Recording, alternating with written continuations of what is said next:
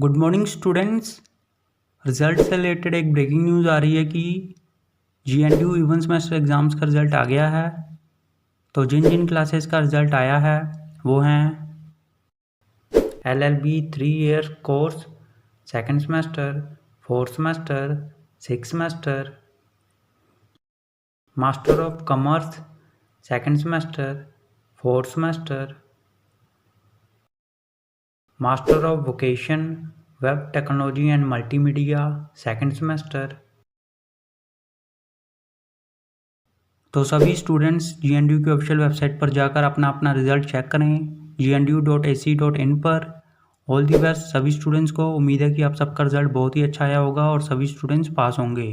तो जैसे ही किसी और क्लास का या फिर किसी सेमेस्टर का रिजल्ट आता है तो हम आपको बता देंगे। तब तक इस वीडियो को लाइक कर दो, शेयर कर दो, चैनल सब्सक्राइब कर दो और बेल आइकन ज़रूर प्रेस कर देना। Thank you.